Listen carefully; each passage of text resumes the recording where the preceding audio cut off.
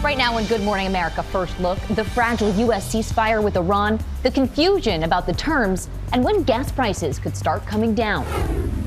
Concerns about artificial intelligence, doomsday, the disturbing claims being made about a new AI model and what it could mean for global security. Breaking overnight, the husband of a Michigan woman missing on a boat trip in the Bahamas now under arrest. Heading home, the Artemis II crew speaking to us overnight about the dangerous journey home as we learn about the food they've been eating in space. The shocking video. There goes your inventory. As police investigate a fire that swept through this massive warehouse full of paper products. Overnight, the verdict in the case of a doctor accused of trying to kill his wife on a hiking trail. Plus, a new push to ban social media for young teenagers. 250 dogs inside one home. What authorities are saying about this image. And how a baseball team scored 8 runs on 0 hits in 1 inning.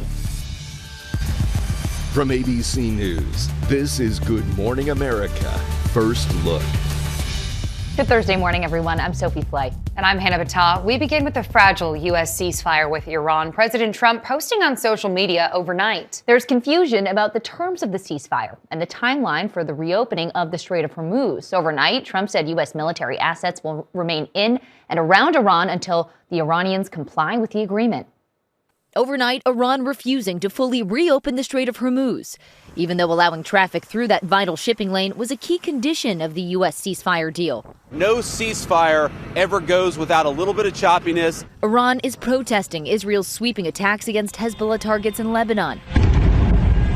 Officials there say nearly 200 people were killed yesterday alone. Roughly 1 in 5 people in Lebanon have now been displaced. Iran claims Lebanon was part of the ceasefire deal. Not so, says the U.S. I think this comes from a legitimate misunderstanding. Vice President J.D. Vance, who's expected to lead peace talks in Pakistan this weekend, insists the ceasefire is holding. I think the Iranians thought that the ceasefire included Lebanon, and it just didn't. We never made that promise. That said, the Israelis, as I understand it, again, I'm supposed to get a fuller report when I get on the plane, have actually offered to be, frankly, to check themselves a little bit in Lebanon because they want to make sure that our negotiation is successful. In a potential sign of progress, Iranian media claims officials have released a map showing a path ships can take through the Strait of Hormuz to avoid mines. The Iranians now pushing a plan to charge ships a toll. President Trump saying, "We're thinking of doing it as a joint venture. It's a way of securing it. It's a beautiful thing." The Financial Times quotes an Iranian official saying the proposed toll could be $1 per barrel of oil. Secretary of State Marco Rubio recently dismissed the idea as illegal. Critics warn it could enrich the Iranian regime. They are making threats about controlling the Hormuz Straits in perpetuity, creating a tolling system and the like. That's not going to be allowed to happen. Even if the strait does reopen, analysts warn it could take months for global shipping to recover. Still, experts say drivers here in the U.S. could see gas prices come down slightly in the coming days, falling from the current average of $4.16 per gallon to as low as $3.70 by the end of the month, if the ceasefire holds. The other question resulting from the ceasefire is what happens to Iran's nuclear material? President Trump says the U.S. will work with Iran to dig up the enriched uranium. Overnight, Trump said if Iran does not comply, U.S. attacks will resume, bigger and stronger than anyone's ever seen, saying our military is, quote, looking forward to its next conquest. Experts and tech gurus are raising new concerns about the power of artificial intelligence and global security.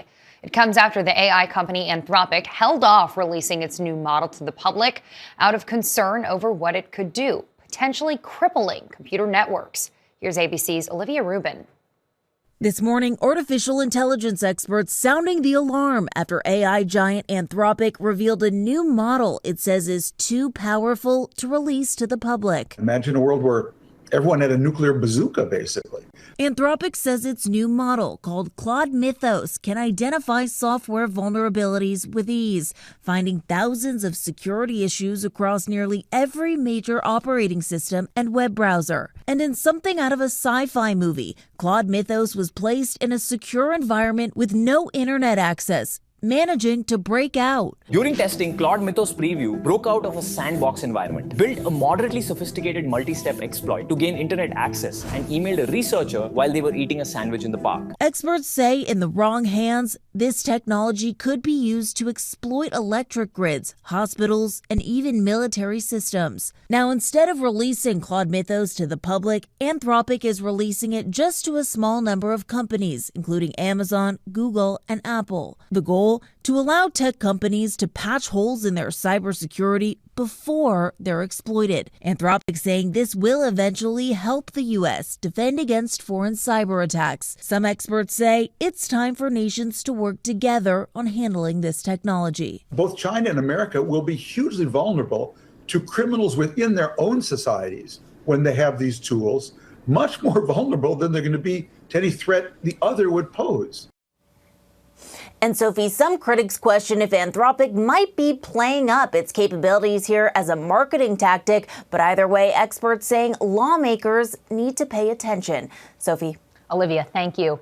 In Philadelphia, crews worked through the night to stabilize a partially collapsed parking garage. One person was killed and 2 others were missing overnight after multiple concrete floor and roof segments came crashing down. The garage was under construction. A nearby home security camera captured the moment of the partial collapse when neighbors said he thought there was an earthquake. Now to the Bahamas, where the husband of a missing Michigan woman has been arrested days after her daughter raised questions about her stepfather's story. This morning, the husband of Lynette Hooker, the Michigan woman missing after reportedly falling off a boat in the Bahamas, has been taken into custody. Police say they're now questioning 59-year-old Brian Hooker after announcing a criminal investigation. His attorney not elaborating on the case, only saying that Hooker categorically denies the allegations made against him. Hours before his arrest, Hooker released a statement saying, "I am heartbroken over the recent boat accident that caused my beloved Lynette to fall from our small dinghy," adding he made desperate attempts to reach her, and the ongoing search for her is my sole focus. Police say Hooker told them he and Lynette were in an 8-foot dinghy Saturday night on their way to their sailboat when they encountered bad weather and Lynette fell overboard with the key to the boat. Authorities say this is the flotation device Brian says he used to try and save his wife. They say he then paddled back to shore and reported her missing at around 4 a.m. Sunday. My mom and him got married when I was about 4, so he's always been in my life. Lynette's daughter, Carly, told ABC station WZZM she recently began to have concerns about the couple. I know they have been drinking more often, and problems arise when they drink. They were sober for about 1.5 years because they knew about the problems when they drink, and then they started drinking again when they were in Key West, and I had a feeling it was going to start to go downhill after that. Earlier this week, Carly called for a complete investigation, saying her mother is a good swimmer. In a statement to the Daily Beast before his arrest, Brian Hooker denied allegations that his stepdaughter has made about his relationship with his wife. Police in the Bahamas overnight did not share further details about the case. In New York, the accused Gilgo Beach serial killer, who's now pleaded guilty, is being described as a sadistic monster. Rex Heuermann maintained his innocence for years, but changed his story yesterday, admitting to strangling 8 women whom he hired as sex workers. The former architect was arrested after his DNA was found on pizza crust in the trash outside his office. His now ex-wife spoke outside court yesterday. My thoughts and prayers are with the victims and their families. Their loss is immeasurable, and the focus should be on them at this time and moment. I think that the discovery of those bodies and the manner in which they were discovered sort of all at once, really shattered the illusion that a lot of people have that, certain things can't happen in certain areas or certain communities. And unfortunately, that's just not the case. The DA says Heuermann just wanted the case to end. He'll spend the rest of his life in prison. A wild police chase and standoff with a suspect about 50 miles east of Los Angeles. It ended with police using this grappling device. The driver lost control, crashing into a wall. One man barely escaping. Police say they later found the suspect dead from an apparent self-inflicted wound. Turning to the weather, parts of Michigan are recovering from severe flooding. The Midwest seeing some scenes like this, while in the Pacific Northwest, a drought emergency has been declared in Washington. Let's check your Thursday forecast.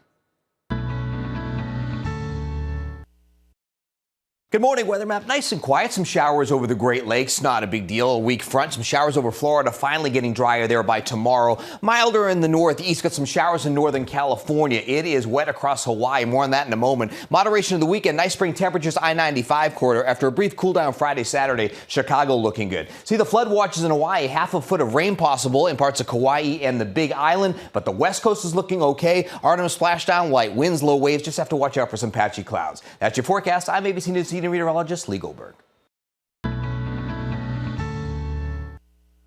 Coming up, reaction to the prison sentence for the so-called ketamine queen charged in actor Matthew Perry's overdose. But first, the stunning images.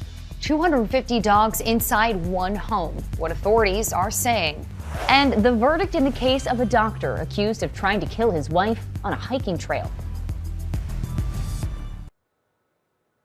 Back now with a shocking scene. More than 250 poodles found crammed into one home in the UK.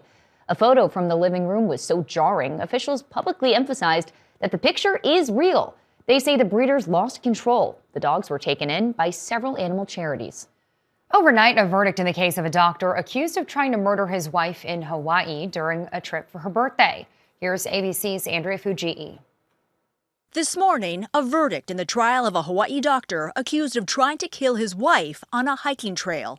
We, the jury in this case, finds the defendant guilty of attempted manslaughter based upon extreme mental or emotional disturbance. Attempted manslaughter is a lesser offense than the second-degree attempted murder charge prosecutors sought against Maui anesthesiologist Gerhard Koenig. If you believed that he was acting in self-defense, all of the charges, the assaults, the attempted murder would go away. But as one of the lesser included, which the judge provided to the jury, if you believe he was in a state of extreme emotional distress, unlike self-defense, it doesn't wipe away all the charges. It just drops the top charge to one lower. It took the jury 2 days to reach the verdict. The timeline of the incident kind of was a big factor. And then the location of the incident and the reason that they were in that location. We just decided that it wasn't really plausible to attempted murder. Last year, Koenig and his wife, Ariel, traveled to Oahu for her birthday and went on a hike. Prosecutors claim when Koenig confronted her about flirty messages with another man, he tried to push her off a cliff, then tried to inject her with a syringe before beating her with a rock. She testified she pleaded with him to stop. You have to stop. And again, he's saying, you're done. Koenig claimed she attacked him first, and he reacted in self-defense. I felt like a shove, and I was almost pushed over the edge. Koenig's son testified his father called him and confessed, but Koenig called that a misunderstanding. He now plans to appeal the verdict. We are thankful that they did not convict him of attempted murder, which would have been life in prison. Koenig could face up to 20 years in prison when he's sentenced this summer. Experts say he'll likely face 5 to 10 years. Hannah, Sophie. Andrea, thanks. The woman known as the ketamine queen, who pleaded guilty to selling Matthew Perry the drugs that killed him, has been sentenced to 15 years in prison. Jasveen Sangha told the judge she wears her shame like a jacket.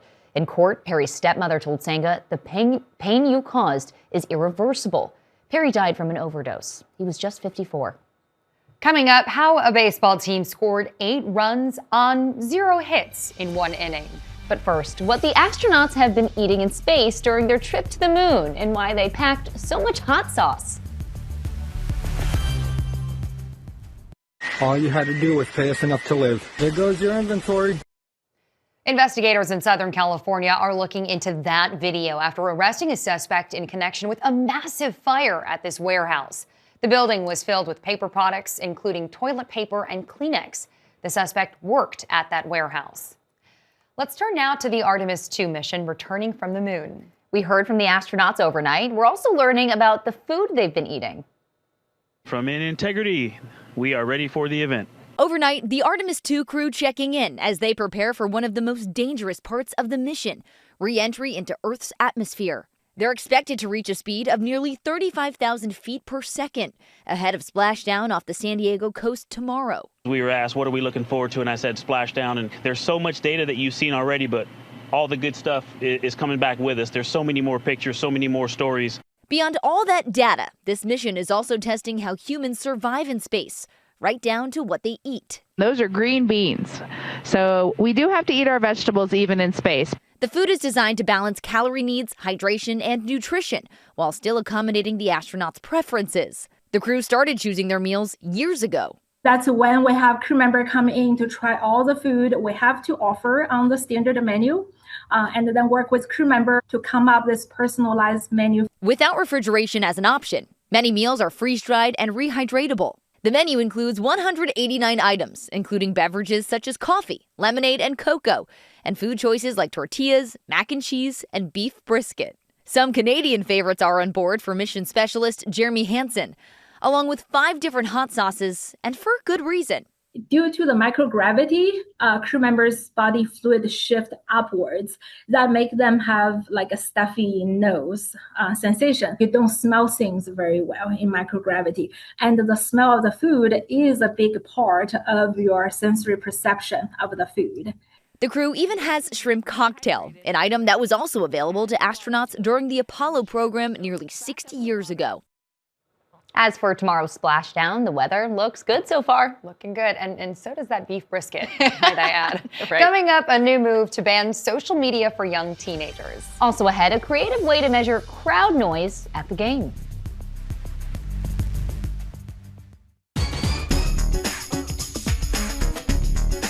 Time to check the pulse. We begin with another country banning social media for young teens. Greece is the latest country to ban kids under 15 from going on sites like Instagram and TikTok, citing problems like anxiety and sleep issues. Australia was the first to impose a ban. France is considering a similar measure. Critics question how effective something like this will be, and tech companies question the evidence being used to justify the bans. Next, one of the most amazing half innings of baseball, I think, ever. It happened in the minor leagues. The New Hampshire Fisher Cats scored 8 runs before getting a hit against the Portland Sea Dogs. It happened thanks to 8 walks, 2 hit batters, 4 wild pitches, and 1 sacrifice fly. In the end of the inning, they had 10 runs and just 1 single. They won 12-7. Next, a new way to tell how revved up the crowd is at a game. The Gilgo meter may be coming to a stadium near you. It's already been put to use at the home of the New York Islanders. So it's a device from Gilgo that measures the energy of an audience in jiggles. Instead of using a decibel reader, the company says the Gilgo meter relies on plate sensing. Next, some high-level security for Kit Kats after a big theft in Europe. Thieves recently stole a truck carrying 12 tons of chocolate bars, so Nestle stepped up security with, look at all of these black SUVs around this truck in Toronto. Yes, it's just a marketing stunt, but we couldn't resist. Next, a happy reunion for a family in Oregon. 12 ducklings got trapped in the courtyard of a high school, so staff members routed them up inside a laundry basket and delivered them back to mom, who was there very patiently waiting. Top headlines next.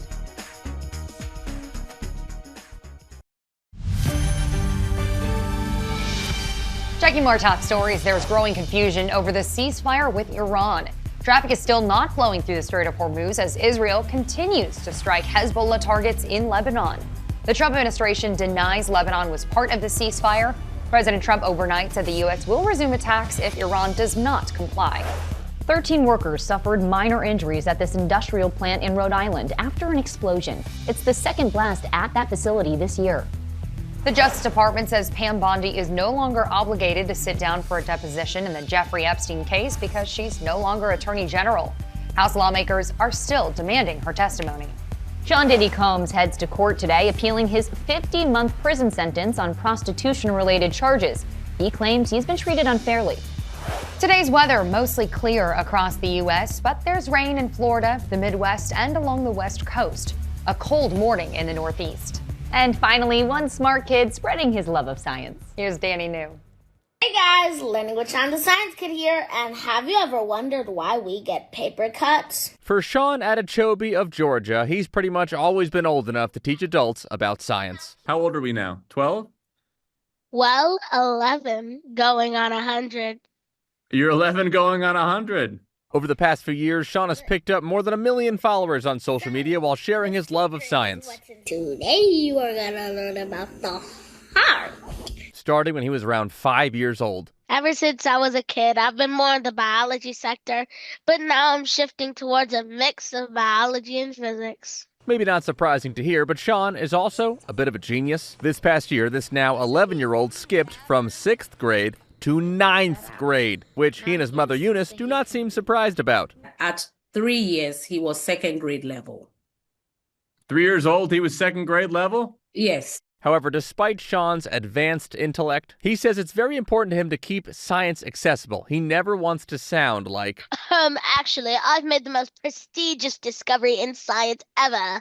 Instead of actually educating people, you're just bragging about your brain. This is your brain, and this is your heart. So even with his increasing workload, Sean is continuing his mission to spread his love of science, with his sights set on reaching college by 13. Meanwhile, most of us have already long forgotten what we learned in high school. What is the equation for kinetic energy? K equals... Oh boy. Sean told me his dream school is Stanford, and he also told me our stomachs have a layer of mucus that replenishes itself every few days. Guys. We have a lot to learn from him. Right. Do you know the equation to kinetic energy? No, but I did have to Google that. It was like bringing me way back in the dark, dark place in my head. That's your GMA First Look. Have a great day.